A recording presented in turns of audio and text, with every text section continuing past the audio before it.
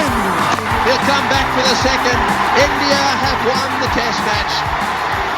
India have won the series. They're going to get back for two. Hello and welcome to Everyone All Out podcast. This is Mahesh, your host for today's show. In the lead up to India's test series against Australia, as we always do, we look back at one of the oldest series between the two sides. And for this episode, we've chosen to look at India's tour of Australia 1980-81, which contained one of India's most iconic test wins in Melbourne as well. To talk about this test, I've got two very special guests today, two people who've grown up watching a lot of cricket in the 70s and 80s and who still have very fond memories of that time period. One is a fellow cricket fan from Bangalore, Raja Swaminathan. Hi, Raja. Welcome to the show. Thanks, Mahesh. Happy to be here. Cheers. And the other one is Giridhar of the famous Giridhar Raghunath duo, the duo which has given us a couple of very, very good cricket books. One is Mid-Wicket Tales from Trumper to Tendulkar. And their latest book is on India's greatest test from Mumbai to Durban. One of them in that list is the Melbourne Test of 81, which we're going to talk about. Thanks a lot for joining us, Giridhar. It's a pleasure to have you here. Thank you. The pleasure is entirely mine. Okay, so with that, let's get started. So give us a little bit of a background about your life. How old were you and what were you doing at that stage? Where were you living and how were you following the series? Just to get a sense of how people were watching cricket at that time. Raja, do you want to get started? Yeah, okay. So a little bit about myself. Most of my cricket is from the 1970s and the 1981. By the time the 1981 series came around, I had seen a lot of Indian cricket. I mean, mostly on radio because at that time I didn't have any access to television.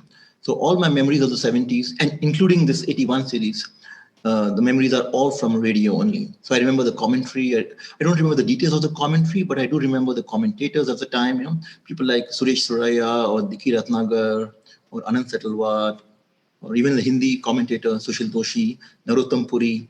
But all my memories are of radio. As an introduction, I'd say that I grew up in Orissa. I was born in Orissa, grew up in Orissa. Then I moved to Delhi. Then I spent some time in Hyderabad. Then a few years in Mumbai. Then a few years in Europe. And now I'm back in Bangalore. I've been in Bangalore now for the last almost a decade now. So that's my background. And I've been a cricket fan right from the beginning. I'm from as early as I can remember. The first series I remember is the Indian famous tour of England in 1974. Actually, I should say infamous because that series has probably scarred me for life. It's the very first series you're following. Cricket is very new to you. You don't even know the rules of the game well. You don't know the players well. And you have expectations from your Indian team. They go there and they have a disaster of a series, including the famous 42 all-out, which I usually refer to that as 42 for 9 because we never lost that 10th wicket. Chandra didn't bat at all. So to make me feel better, I say 42 for 9. But that was my introduction to cricket. And that also sort of set my preferences of teams because ever since that series, I've always supported any team that has played against England. It's nothing about England players as such, but just psychologically, any team that plays England, not only in cricket, but in any sport, whether it's hockey, football, whatever, I'm always rooting for the other side. Okay. So that is why I'm a big fan of Australia, actually, because 6 months after being hammered by England, the same England team went to Australia and got hammered by Ian Chappell's side. Thomo, Lillee, all those players. Greg Chappell had a fantastic series, and there was Rod Marsh, Terry Jenner, Ashley Mallett, all of them. So Australia is happens to be one of my favorite sides. So if you're talking India versus Australia, I am not one of those Indians who's always gunning for India. Nowadays, of course, India has become the contest to look out for. Okay, sometimes probably even more than India, Pakistan sometimes because we don't play each other anyway nowadays. But for me, I don't mind so much losing to Australia because there's something about Australia that I've always been thankful for, and that is because they sort of put England in their place in the 70s. Okay, that's the bias I want to put out there up front. Okay, I'll just stop here now and hand it back to you, Mahesh. So if you were to start a podcast, I'm guessing that'll be titled 42 for 9. Absolutely. That 42, all out of 42 for 9. That would be my podcast name. I still have memories of that innings. Huh? And Solkirk hit a six in that innings. I remember that very well because that was my introduction, right? So I had no idea what scores normally used to be. So I didn't even know it was that bad a score till I realized later that, hey, 42. What is 42? I mean, that's something Sehwag probably gets in an hour of batting, So that was how bad it was at that time. Yeah. What about you, Giri? What were you doing in life at that time? How were you following the series? Give us a little bit of sense of that time and place. I think 1981, early years of my career, I was with a company in Bombay and traveling a lot. So I remember that I caught a few of the highlights of the 1981 one-day series that India and New Zealand and Australia played. I think they played each other 5 times. We began well in the beginning, I think the first few matches, and then faded away. And around that time, I was also traveling around like anything. But I came back in time to see a bit of the second test, and I also caught a fair bit of the third test, which is the test that we are probably going to talk a bit about today. The one where we came from nowhere to win. But if you ask me, my first ever memory of an India-Australia match is actually the 1964 match that we won in Bombay at the Bravan Stadium. I was living in Delhi, and I think I was about 8 or 9 when India won, and we were glued to the radio, as of course in those days, with Chandu Borde and Indrajit Singh ji carving out the last 30-40 runs.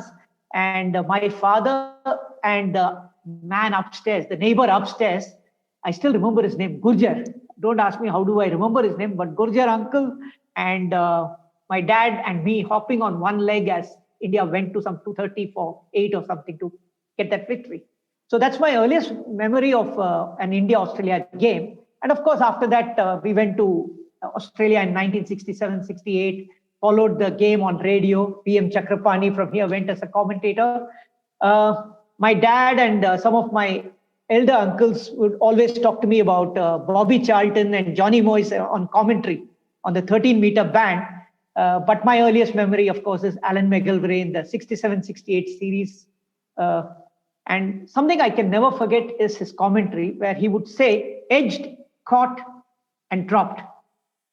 Now, he was so quick on the commentary that on radio, you will hear him say edged and caught because you're seeing the ball go to first slip or second slip, and then say dropped because he would then say, oh, the ball's been dropped. That was Alan McGilvray, unforgettable in his description. So those are my memories. And of course, as Raja said, the 70s, I think, with the visit to West Indies and England and so on. But I want to make a point about that 70-71 thing. We always were poor travelers getting thrashed. But I think in the 70 visit to West Indies, we drew the first test match, which I think is the most significant event of the 70s. People can argue with me, but I think the fact that we drew the first test at Jamaica, Kingston, if I'm not mistaken, and then won the Port of Spain test match, went on to England, won 71. I think things changed from there. You had a very good fielding unit, close-in fielding unit. You had a couple of good utility all-rounders, and Gavaskar was there. Vishwanath was coming in. But the batting was still relatively fragile. And I still remember Bedi saying, I don't know if I quoted him in the book, saying, give us 250 runs, man, we'll consistently and we'll win matches for you. And we struggled to put 250 consistently, even though we had Gavaskar and Vishwanath in the team.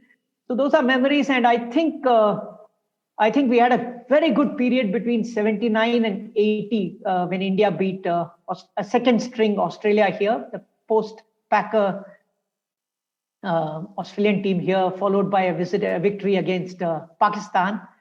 But I still think that by the time the team went in 81 to England, to Australia, it was not a very strong team. It had potential, but I don't think it was a strong team. So I think drawing the series, if you had told India would draw the series, I think they would have taken it anytime.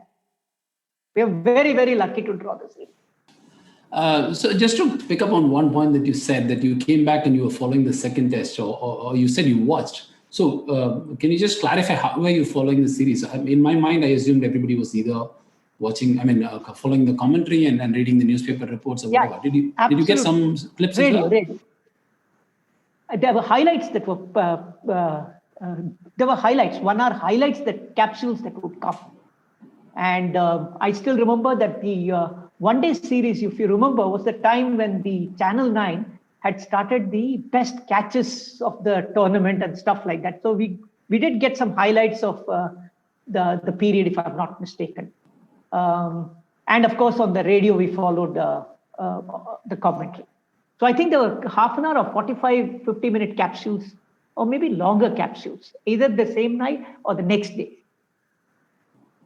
Oh, that's excellent. I had no idea that they used to show highlights at that time. In fact, even for the 77, 78 series that we went, there were capsules, and they were, of course, there was a gap. So I guess we would see the highlights probably a day later or something like that.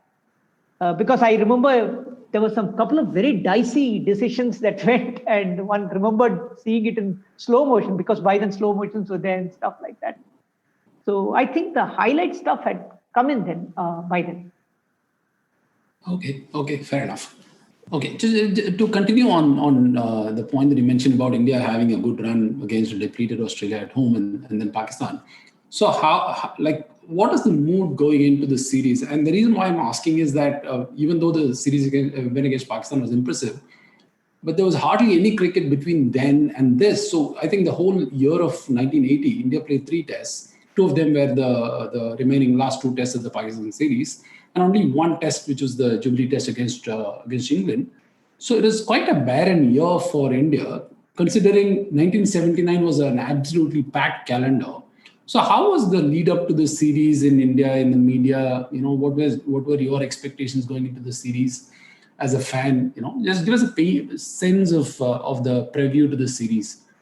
So yeah, you're absolutely right. There was virtually no cricket in 80. I just remember the Jubilee test to celebrate 50 years of BCCI. But other than that, it was a pretty barren period. So it's very difficult then to assess the form of the players, what to expect. But by then, I'm speaking only for myself. I can't speak for the average Indian cricket fan of the time. But for myself, I had never had a very high level of expectation from the Indian cricket team, because I was so used to us performing well, raising hopes, and then suddenly dashing hopes again. So that had been the story of the 70s anyway, right? For example, if you look at 76, 77, when MCC toured India, we lost very badly. It was a terrible series. It's probably still the worst home series I can think of. But if you look at that series, just before that series, we'd won a home series against New Zealand 2-0 comfortably. It should have been 3-0 actually. And England was visiting India on the back of a thrashing by West Indies. Right? Richards got 829 runs in that series. Holding hammered them. Holding got 14 wickets in that Oval Test match. So I was used to India raising your expectations and then dashing them. So even if we had won in India, we had won the 2-0 against Kim Hughes team, Kim Hughes side of in 79-80, followed by the 6-test series against Pakistan, which we won 2-0. Even though we had won those 2 series, I didn't base my expectations on that. I thought, okay, we're going to Australia. The last series I remembered was for 77-78, when we had toured, where we should have won that series too, but we lost 2-3. That was a second string Aussie side. And this was going to be a top Aussie side with Lillee and Greg Chappell back. So that completely changes everything. I mean, I was expecting Greg Chappell to hammer us in every test match. I had a very, very high regard for Greg Chappell as a batsman. I mean, now if you look back, a lot of people in India don't have a particularly high opinion of Greg Chappell because of his controversies relating to Ganguly and all that. But purely as a batsman, in that era, you had Viv Richards, you had Gavaskar, you had Greg Chappell, and he was technically so good, especially in Australia. I mean, in England, he didn't have that great a record, but in Australia, Greg Chappell was quite capable of being Bradman-esque, He used to score big hundreds. It was very difficult to dismiss him. Technically very correct. So I thought, okay, this could be a 3-0, actually. And I was mentally prepared for that. And when we lost the first test, again, Chappell did get a double 100 there. I thought, okay, that's par for my expectations. It's 1-0 already. When we do the second test, I was like, hey, not bad. This is not going to be more than 2-0. So when we won the last test, I just could not believe it. I thought, hey, we've got out of jail here, the biggest jail in the world. Come on. This is supposed to be 3-0. would have been 2-0, and now it's 1-1. We've actually leveled it. I just couldn't believe it. But I think it's also because the players themselves, and I don't want to run anyone down, but that team, just like Giri said earlier, we were not that strong a side. There were still some players who had to prove themselves. I mean, Shivlal Yadav had never been to Australia. He'd had a good home series, but nothing much beyond that. Doshi, of course, was an experienced player in county cricket and all that, but we didn't know how he'd do in Australia. So we had the reliable players like Gavaskar, Vishwanath, and Vengsarkar was still just coming into his own. I want to make a point about Vengsarkar here because everybody talks of him as one of the greatest Indian batsmen, and he has been one of the greatest batsmen, but he actually really started delivering only in the mid-80s and beyond.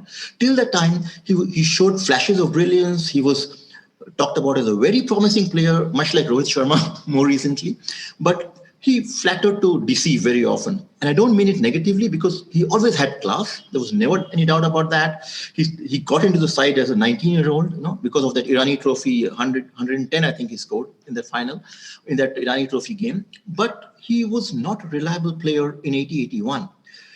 I remember in his first about almost 20 test innings, Vengsarkar didn't even get 150.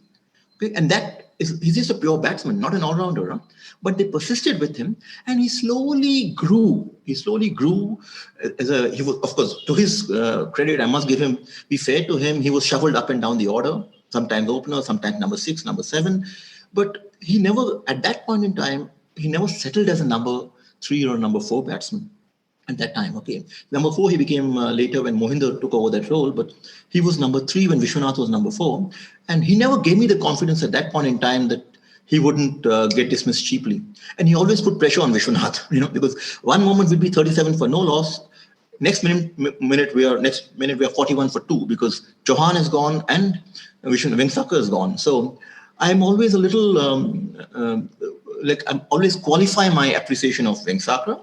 I don't say he's a very good batsman. He was a very good batsman, but he took his time. So in 80-81, he was still not the solid batsman that he was in the mid-80s. In the mid-80s, he was phenomenal. He was one of the world's best. Okay, Giri, give us a sense of the preview of the series from your perspective. One, it is a strong Australian side. They just won a series against New Zealand.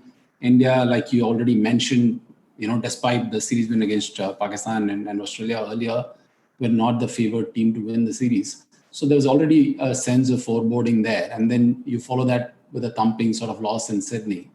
Just put that into context. Yeah, sure. And, the fact is that once we're done with the Pakistan series and we came to Australia, we drew the series 1-1. But the fact is that you have to wait for a few more years before we turned the corner. Because we came back, we had a very desultory 1-0 series win in India against England.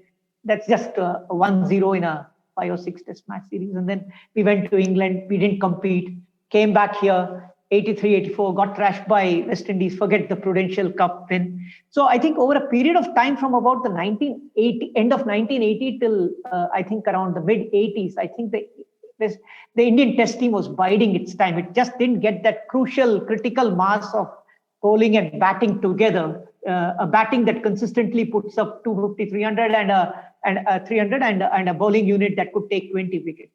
So I guess on that too, let me say 2 things. One, I was very, very interested in 2 cricketers from India at that time. One was T. Srinivasan and one was Sandeep Patil. T. Srinivasan, I had seen for the first time in a Ranji Trophy match in 1972 score a most delightful half century. And I'm a sucker for style. So if in my childhood I adored somebody like Jaisimha, my childhood hero was Jaisimha. I think as I was I think I was about 15 or 16 when I saw T play that innings. And I followed T very closely, even though I had to follow him on paper and radio after that. And then I saw him again many years later bat. But that innings that I saw made me want to watch him. And it took 8 years for me to finally see T make it to the team. I was in Calcutta on a business visit in September 1980. I think when T hit a century in a Deodhar Trophy final. And I said, now is the time for TE to make it. And sure enough, TE got into the team for the Australian tour.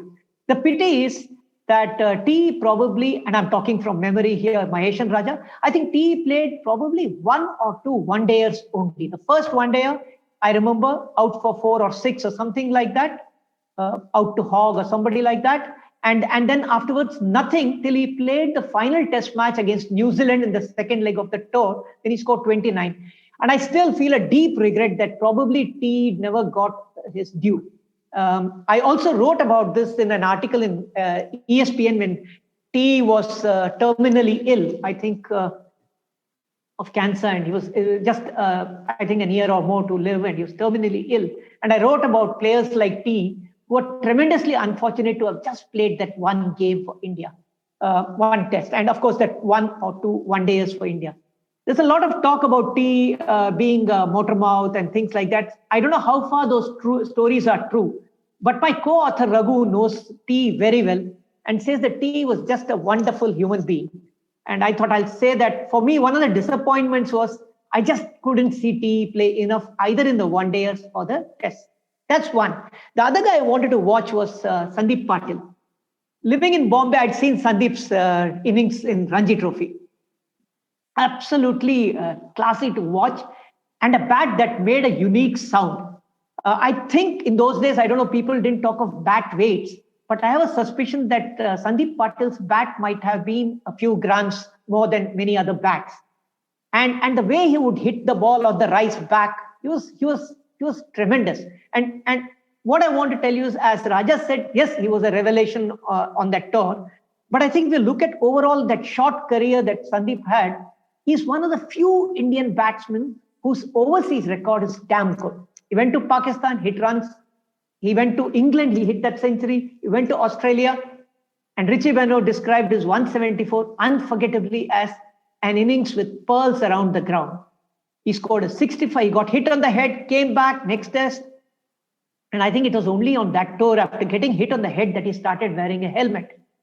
And he gives a lot of credit to Gavaskar and I think Nadkarni. I think they both said, I don't know about Nadkarni, but certainly he's talked about Gavaskar saying, even if you go back and play a ball, it's enough for me, but please don't sit in the pavilion. You got hit, go back and face a ball and come.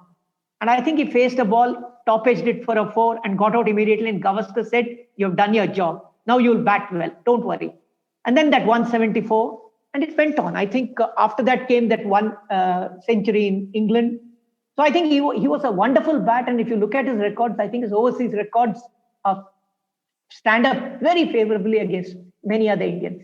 I always feel that had Patil had a longer career, he'd have had a much more of recognition, because people don't talk of Sandeep Patil that much nowadays. Everyone talks about all those players who've got 6,000, 7,000 runs in tests. But even in that brief career, he was one of those players who shone, he just shone. He came, he entertained us so much. His innings were never boring either. I remember him always attractive. And in those times, it was very rare actually to see an attacking Indian batsman. But those 6 fours he hit off Willis over in England, imagine, right? So these are things that you remember Patil for. And even in this 80-81 series, though we won the game at Melbourne, I think the 174 in the second test actually would have psychologically helped India a lot. Because after being hammered in the first test, and in second test also we pretty much lost. I mean, we just managed to hold on to a draw there. That Patil 174 would have boosted the confidence of the Indian players quite a bit. And that would have helped them to actually believe that they could go for a win in the third test. So it's not just what you do as a player on the field, but it's how you lift up the players around you. And he was completely new. And you knew a lot more about Patil from his domestic cricket. To be honest, I didn't know much about him till he made his test debut. And he made his test debut just a little bit earlier, I remember, in the home series. And I didn't know much about Patil. So I was like, who's this Sandeep Patil? But right from the time he started playing, I knew that, okay, this guy is a good pick. And I was very disappointed when he had such a short career. I think he left for some personal reasons or whatever, but he deserved to play for at least another. He was very young when he stopped playing.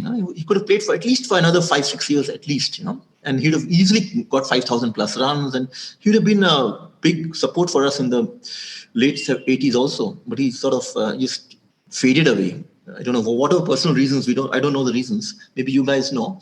But I just feel it was a loss for Indian cricket. That innings of 174 actually was the reason why we could square the series, actually, straightforward. Because I think, Mahesh, Australia, I think, had scored 500 plus in the first innings. I think that was the test where Kim Hughes had scored a double hundred. I think so.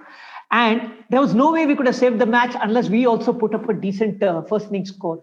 And the reason we put up that 400 plus score in our first innings was largely due to Sandeep Patil's 174. So that's what made us survive the second test and go into the third test. And that's how we could even imagine squaring the series. So I think straight utility of 174 by him. But the quality of the innings was that I think he scored that 174 of 240 balls or 250 balls, something around a strike rate of 70-75 in a test innings, out there playing Pascoe, Lillee, and Hogg, if I'm not mistaken, and to score that 174. And Benno, a man of few words, I think, if I remember right, said those words, pearls around the ground. I cannot forget that. And strangely, since the talk is about that 80-81, if I can go on to two more things.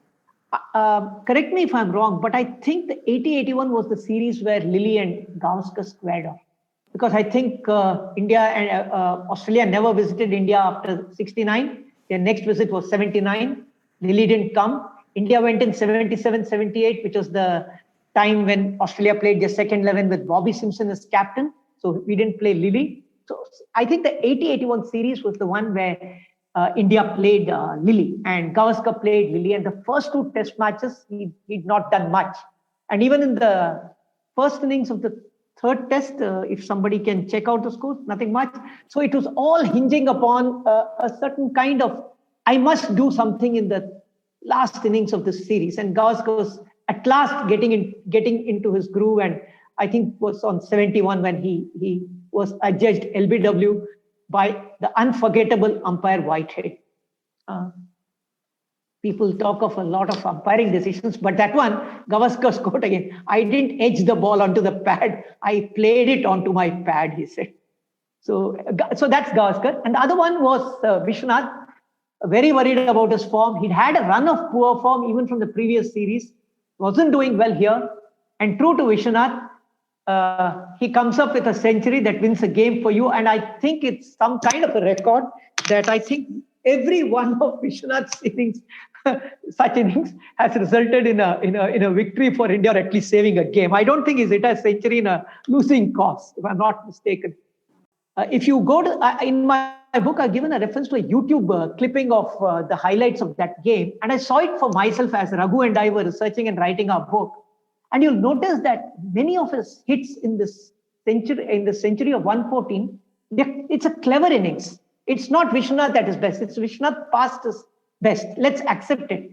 But such a fine, accomplished, intelligent cricketer that he bided his time against the fast bowlers. I don't think there were any of those shots that he played against Roberts in 74, 75 and all that. Forget it.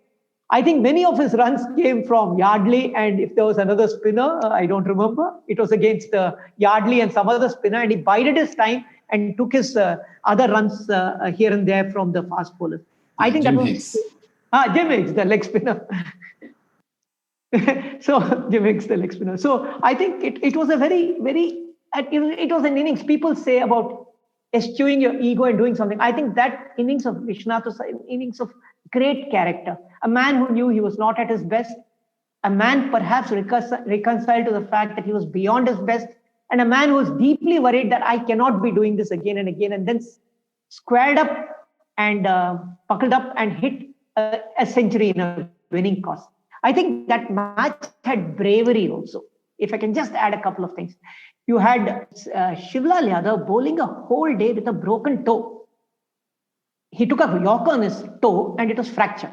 And then the next day, Shivlal Yadav comes and bowls a lot of overs, standing as first slip so that he doesn't have to run, and then comes back and bowls his quota of overs.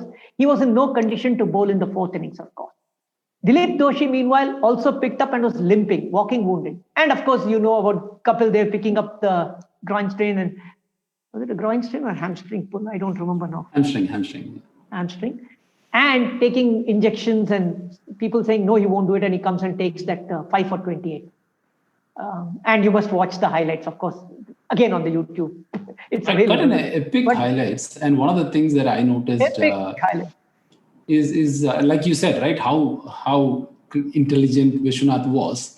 Couple day, injured, not bowling at his best, but he knew the wicket was deteriorating and he just had to bowl straight. He saw Lillee bowling straight. Guy comes and gets those sharp in-swingers coming in and bowls dead straight and lets the pitch do the rest, right? It is a masterclass in bowling on such wickets, and particularly for a guy who's injured, and he bowled 16 overs non-stop. Quite an outstanding spell. You know, when we were studying this game, Mahesh and Raja, to score that 130 or 140, whatever they needed, and they got all out for 83. It was perhaps one of Australia's worst batting performances. I agree, it's a fourth innings, fifth match, and on the final day, the pitch doing a bit here and there. But remember, India had no bowlers. Chappell could not have bowled more than a few overs more. His tank must have been empty by then. Dilip Doshi doing whatever he could on that limb. So literally, if Australia had pulled on for, let's say, 3 or 4 more overs, even if they were, say, 83 for 6, they could still have had a chance at scoring the remaining 30, 40 runs or whatever, because India had no bowling left. These guys were finished. So I think it was tremendous. And for that reason, it was, I think, an absolute miracle. If I might add something here, now that you're bringing back memories of that match and I'm getting totally nostalgic now, I never believed we would win till, the 6th wicket fell. And when Border got out at 55, I think 55 or 56, Border getting out gave me a little bit of hope, but there was still Marsh. And Doug Walters was always a very dangerous player because he was a real fighter. So for me, every wicket took us that bit closer, and I was like, okay, one more. And I must say, like you said, Australia batted badly too. I mean, Lillee got out to a very poor shot. He just went for a big hit. But the fact that we were just defending they needed 143 to win. 143 is nothing. Like you said, we didn't have bowlers. So they just had to, if Australia had just applied themselves a little bit more, our bowlers wouldn't have been able to stop them. But I think they were careless. I think Greg Chappell said later that it is a very tricky type of a score, right? 143, you expect to get it. And when they were overnight 24 for 3, I don't think many Indians, and I didn't for sure, many Indians gave India a chance, because even at 24 for 3, you still have 7 wickets, you got another 120 odd runs to get. Come on, you back the batting side any day, any time. Of course, the wicket was playing wicket was playing all sorts of tricks, but even then, I mean, guys like, you have Border and Walters. These two are top quality players, okay?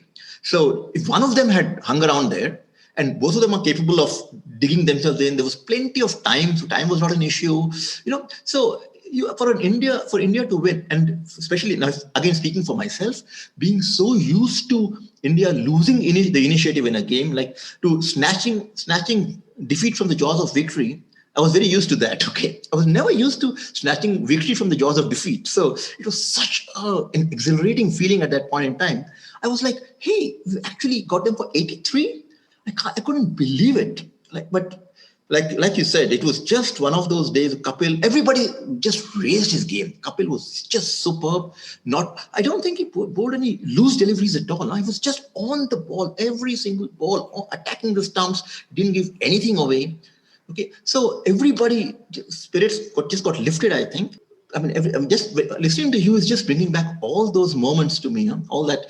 I mean, I think about Kavri dismissing Greg Chappell, and who would have expected Greg Chappell to get out first ball? It doesn't happen. In Australia, it just doesn't happen. Everything combined in that innings. Everything came together. I mean, Raja, by the way, if I can Giri, I think you have a not so flattering description of that dismissal in your book, right? Yeah, and Mohan did tell us personally. R. Mohan, who covered the test, I think, did it pitch twice before it hit the stumps. It was a terrible delivery, I think. Everything came together. I was in Bombay. I saw the Jubilee Test in Bombay, and I saw this man recall Bob Taylor when they were 82 for 5 or something like that, and they went on to win. There's no other way Vishy would have played. That's the way Vishy plays. So I think his sportsman spirit also has a lot to do with the affection that people have for him. Excellent. Sorry, just to move back to very important. And by the way, sorry, and to go on from there to the other side of sportsmanship, because it connects with the 81 series, Mahesh. Because the series that we had with Australia in 81, the Test series, came immediately after Greg Chappell had instructed his brother, poor Trevor Chappell, to bowl underarm to a New Zealander. When New Zealand needed 6 to win, this guy asked Trevor Chappell to bowl underarm. And Australian audiences are both humorous and cruel. So I think there were banners all over the Australian grounds which said, Greg Chappell, your underarm stinks. Yeah, I read that in your book. I didn't know that it carried on till the series. And also the schedule was a little weird, right? They were playing the Test series against New Zealand. In between, they were playing the Tri-Series, one-day internationals, and then the India Test series. So I didn't realize that it was carrying on till the India Test series, till I read the book. And there were banners there saying, Greg Chappell, your underarm stinks and things like that. And I think the New Zealand Prime Minister, in fact, said that's the most disgusting thing he's ever seen on a cricket ground about Greg Chappell. So, sorry, Raja, I know you idolize him, but Greg Chappell's other side is this underarm. Hey, I don't idolize him. I idolize him as a batsman. He was a top quality batsman. I know. Otherwise, nothing else other than his batting. I'm just having a firky, but the fact is that you must listen to a rather long interview with Greg Chappell, where people ask him about this underarm thing. I didn't see any genuine regret, saying I shouldn't have done it. Why did I do that kind of thing? I think it was an explanation of I was under stress. I think I was under a lot of strain, and so on and so forth. So all those kind of things were coming in. Except to say, I think it was a totally rotten thing to do to both underarm. That never came out, I think, even in that interview, which I think took place many years after the underarming. That's an indelible piece. And by the way, Alan McGilvray, the guy with I think I started talking about Alan McGilvray in the beginning of the our conversation today, and what a wonderful commentator he was. Actually, Alan McGilvray himself said that particular 1980-81 Tri-Series and the Test Series had the worst of umpiring ever in Australia by a long shot. And I think we can say that umpiring elsewhere in the world was also like that many times, but that particular series of one-dayers and test matches saw probably a dozen lousy decisions. Now, whether they got evened out between visiting teams in Australia, I do not know. I think people felt that they were mostly in favor of the home team. But all that added to some acrimony and some unnecessary. It's not merely adding an edge to a series. I think it adds a certain amount of acrimony. So which brings us to the big blow up between Sunny and Lillee. How was it received in India back then? I know it was a big controversy. And what was the media's take? Were they pro Sunny? Because even Sunny went on to regret it. And he nearly forfeited the test, which would have been catastrophic, and that would have been a dark mark in his CV forever. How was it received in the media at that time, and what was your perception of what Sunny did? Were you taking sides as a fan, or were you not really sure what happened? No, however rotten a decision is, you accept it and walk off. That's all. And I know you'll go into the dressing room, you'll make a bat, you might break something else, you might destroy the dressing room, but all that happens outside. So I think Gavaskar was very correct. No, he later on said, I shouldn't have done it, but a fuse blew. And the fuse blew because I think it was again a culmination of it. So the difference is that Gavaskar clearly regretted. Gavaskar said, I shouldn't have done it. The fact is that he got the last of what was a series of rotten decisions poor decisions by White, during that entire summer. So one can only understand that, yes, it was a very poor decision, but to walk off, absolutely wrong. And I think a lot of credit to Wing Commander Durani, the manager of the Indian team. I think Babu Nadkarni also gets some credit, but you'll notice that the last 10 yards, when he literally pushes Chauhan to join him to walk off. Chauhan is dragging his feet. You can see Gavaskar put his hand on between the shoulder blades of Chauhan and push him forward. And Chauhan does that dragging, crawling walk beside him and tries to take 4 minutes for what would have been a 2-minute walk or 1-minute walk. And then when Chauhan is about 3-4 yards from the boundary line, had both stepped out, the match is forfeited. Durani quickly pushed Dilip Vengsarkar in. So he just made Chauhan slow down a bit as Gavaskar walked off. I think by then Gavaskar also would have been fine with that. I think that 120 seconds of fulmination was done and dusted. I think as Gavaskar was walking off from the ground, I think at that point he also knew that it was wrong, and he was also, I think, heart of hearts very happy that Chauhan slowed down a bit and Wing Commander told Chauhan to stay there and sent Dilip Vengsarkar in. So I think overall, if you look at the press, I think if you look at the Indian press also, I think the Indian press was very fair in the sense that I think Prabhu and Mohan particularly, Mohan covering for Hindu and Prabhu for Times of India, I think both felt that however rotten a decision, however poor a decision to walk off like that and forfeit is not correct, which Gavaskar also accepts. But I think you have to also accept the fact that both of them were equally critical of the quality of umpiring. And they compensated for all this by going over the top with their coverage of the final day's victory. If you notice, I know that Mohan is a much more even-keeled, but Prabhu was a romantic. And I think was absolute lyrical and poetic when India did well, apart from having a very good knowledge of the game. But Prabhu also went over the top in celebrating the final day's victory. And I think it was a kind of letting off steam by him as well as by Mohan, who called it a miracle and so on and so forth. So they never held back from the ecstasy of the victory on the final day. And I think to an extent it compensated from their it nicely compensated for what was a very fair coverage of that walkoff. Both of them felt that Gavaskar didn't do right, but full marks to Gavaskar for later on saying that, look, that was wrong. And Gavaskar fully accepted. Yeah, I think what really triggered Gavaskar was, and what caused him to actually take Chauhan with him, was what he said is that one of the Aussie players sledged him. I think those times probably sledging wasn't that common. So I think that really triggered him. But till then he was just unhappy with the decision and he was walking off. But when that Aussie player, he doesn't mention which Aussie player, but it is Lillee. It's there in the video. It was Lillee. Oh, okay, fine. Yeah, Lillee asked him to get out. Yeah, I think. Yeah, you're right. I think that triggered him. That triggered. Yes. Yeah, because otherwise he would just have walked out like any unhappy batsman. But that Lillee abuse, actually, that got him to even take Chauhan with him. But you're absolutely right. He apologized for it. He said, what I did was wrong. It was just a heat of the moment thing. And it was a completely wrong thing to do. It's something you got to give him credit for. These things happen. And you know what his condition was at that time. We were so used to Gavaskar getting runs in a series. Until that time, to not even get a 50. And to got bad decisions, and finally he's got 70, he's getting there, and then to be given out LBW.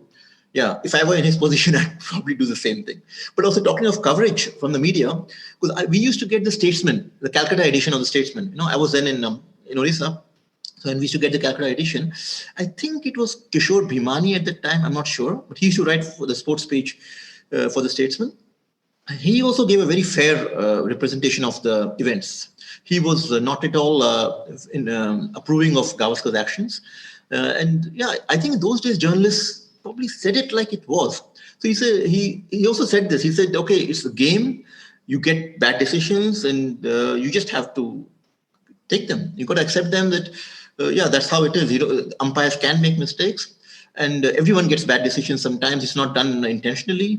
So you got to respect the rules of the game. You're not, however good a player you are, actually, the umpire is the final arbiter of the game. So I think, I don't know about the celebration after the match because I don't quite remember that well. But I do remember that Bhimani, who was also a very fair journalist, actually, I don't think even he spared Gavaskar at that time. Gavaskar was a very, very big name, but I think journalists then were pretty fair in their assessment of the game.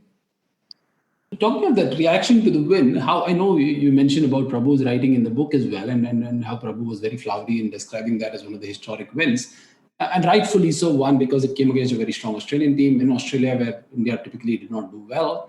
And we were 3 bowlers down in terms of injury, and to defend a score from a situation like that was incredible. But how was it perceived in India at large? Like, what was as a fan, what was your impression of that win? Did you at that time sense that this was this iconic win, or was it just another test win?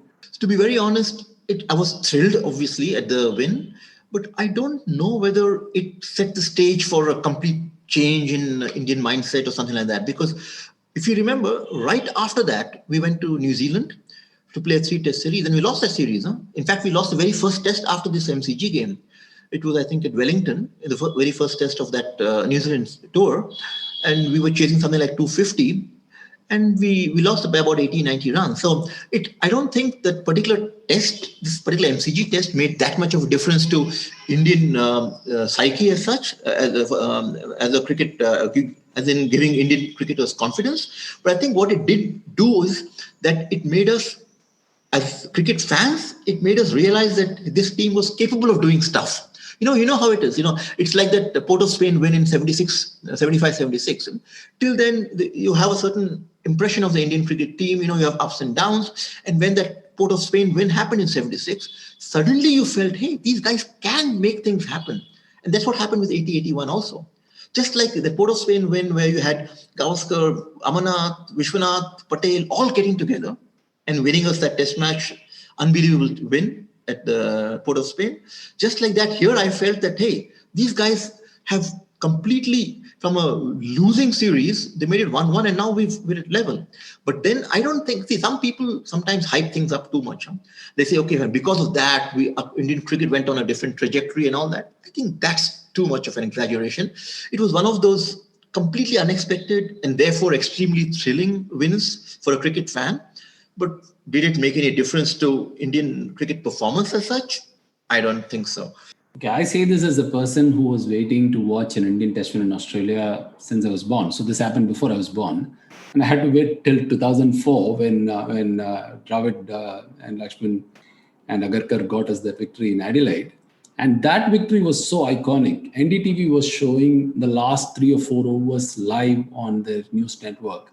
So, I mean, whether it went on to herald a new chapter for Indian cricket or not, I just want to understand how much of an attraction or coverage it got around that time, around the victory itself. Giri, do you have any sense of how was it covered and what was your reaction to it, and how was your neighborhood reacting to the victory? Are you talking of the 2003-4 kind of thing, or? No, I'm talking about 81. Like, I have a sense of what 2004 felt like. So I just wanted to get a sense of how 81 felt for fans. Yeah. No. So I was about to say no comparison. I think 81, remarkable victory. Come from behind. We thought we were going to lose 2-0, 3-0, making it 1-1. Great, fantastic bravery. 83 all out. What more do you want? But back to work. And I think. Personally speaking, the kind of thrill I experienced in 71 after the West Indies win, or the 71 win over England, or even that 76 Port of Spain 400 victory that Raja talked of, those are all stuff that lingered on in your mind for many, many days, the taste of it. The 81 victory, honestly, was a great victory, but I think it was back to work with not too much thought on that victory next day morning kind of thing. See, Mahesh, we need to realize one thing, okay? I mean, the media today, we tend to hype up everything today, okay? And in those days, unfortunately, even good achievements, purely because of the nature of media in those days, it was very staid. You'd have newspaper reports, you'd have magazines, and the reporting was quite, very structured, very formal. So even the ecstasy that would be described in a certain manner, which is very difficult for us today to even imagine sometimes, I think we should also, I wanted to touch upon some of the Australian performances and how it was received at that time. Was that the first time you got to watch Lillee? I mean, it was the first time against India, but was it the first time you got to watch Lillee on TV, even in the form of highlights? I think so, I think so. So what was that experience like to kind of watch this legend that you've read about, that you've heard about, to watch him on clips, even delayed clips? How was that experience like? I think he was. I distinctly remember thinking, I wish we could have watched him a few years earlier also. Maybe when he was in his 20s. I think he was already 32, and although he played for a few more years, he was obviously, even at that time, fantastic. That particular series, I think he shared the spoils almost equally, if I'm not mistaken, with Pascoe and Hogg. And I think at times Pascoe seemed fiercer than Lillee. But Lillee, of course, his poetry in motion was fantastic.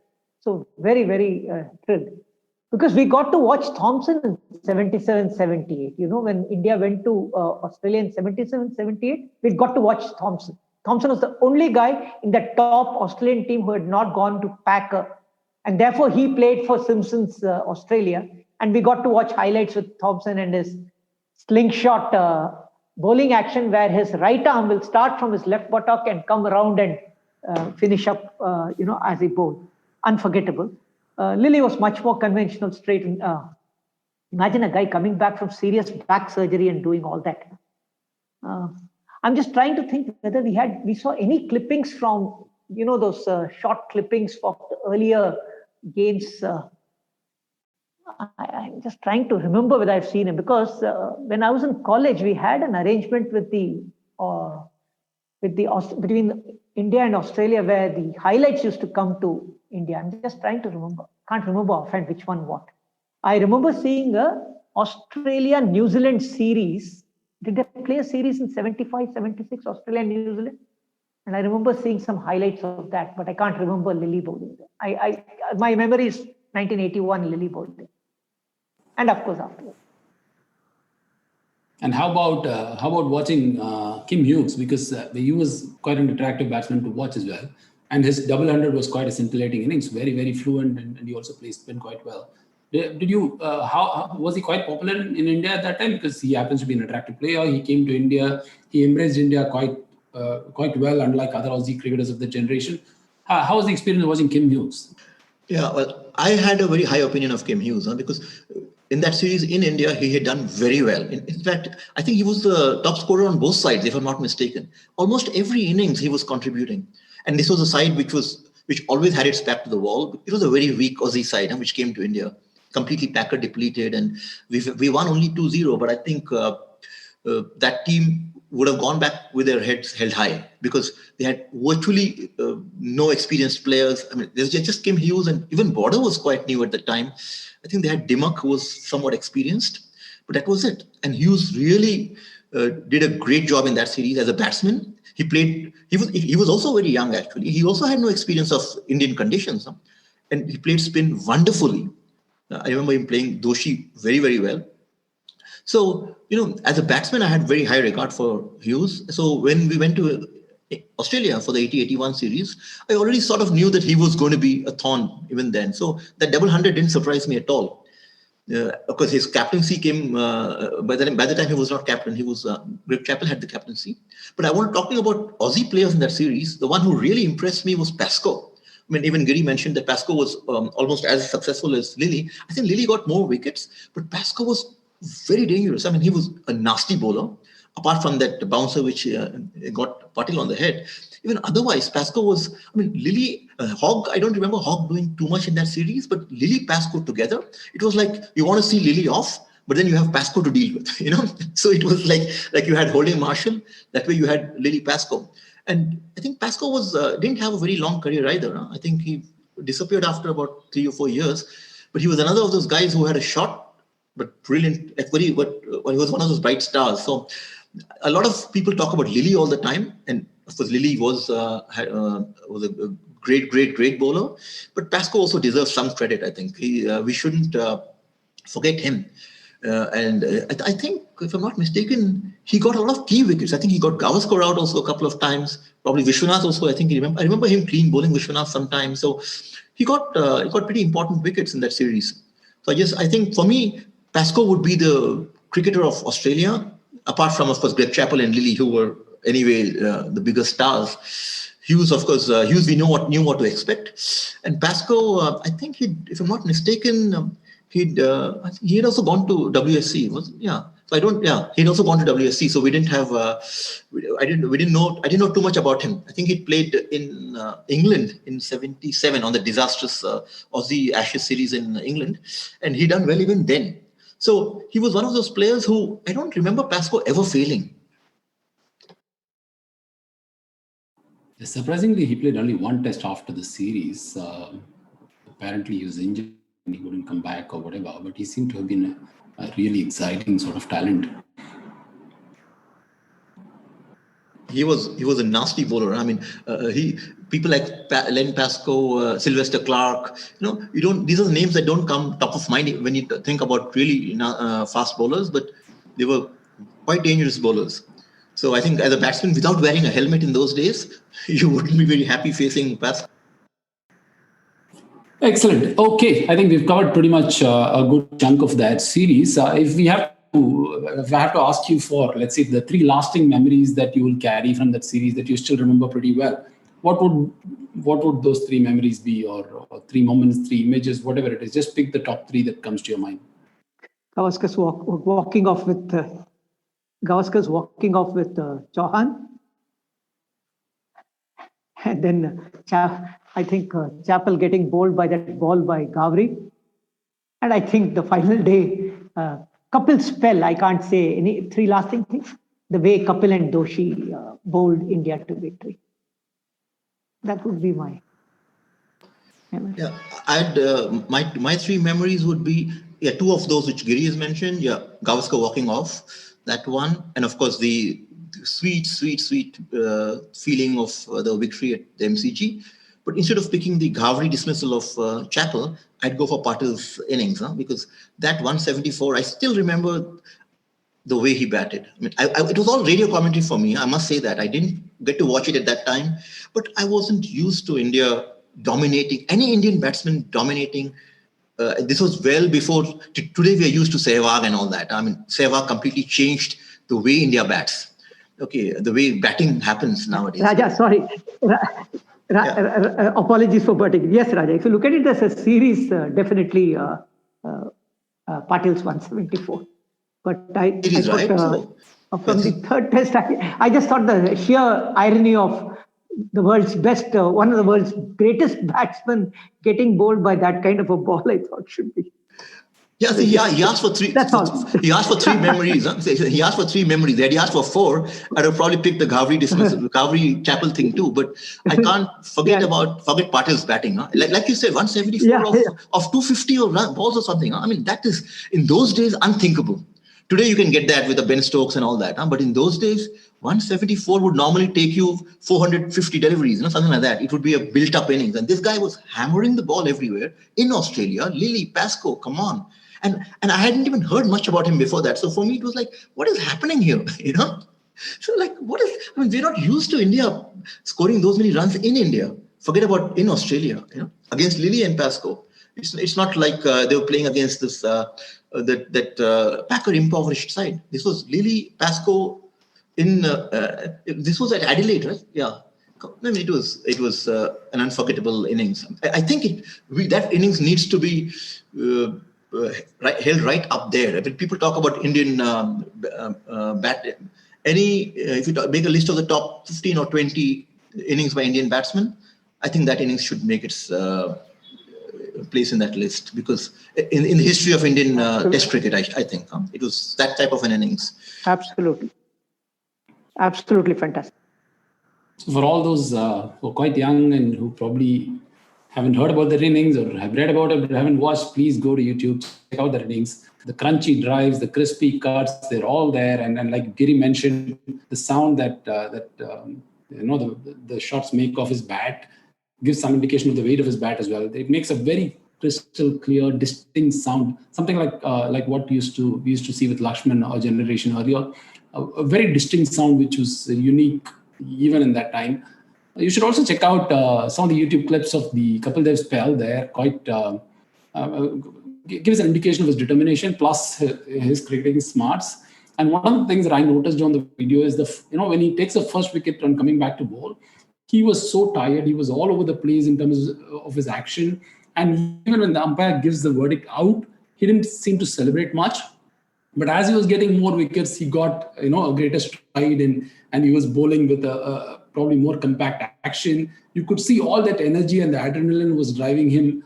And that's it, right? He could have really enjoyed himself seriously. But to go ahead and do that, I mean, we talk about Kumble's jaw strap spell and getting Lara out. And this was right up there, probably even bigger in terms of the impact it had. So anybody who's younger, who's not heard of it, or who's heard of it but who's not watched it, please go to YouTube and check them out. There are some phenomenal clips, and that's a testimony to the achievements of that side. I think with that, we've come to the end of the show. Thanks a lot, Raja, for joining, and thanks a lot, Giri, for joining us. It's been a great time talking about Indian cricket at that time, and particularly with that series. It's an absolute pleasure having this conversation. I'm so happy because Giri and I share so many memories of the time. I mean, he goes back even earlier than I do. But so much nostalgia today. I love talking about 70s and early 80s anyway. So the pleasure is entirely mine. Thanks a lot, Mahesh, for this opportunity. Thank you very much, Mahesh. Great talking to both of you. India have won the series. They're going to get back for two. India home. Lords goes wild.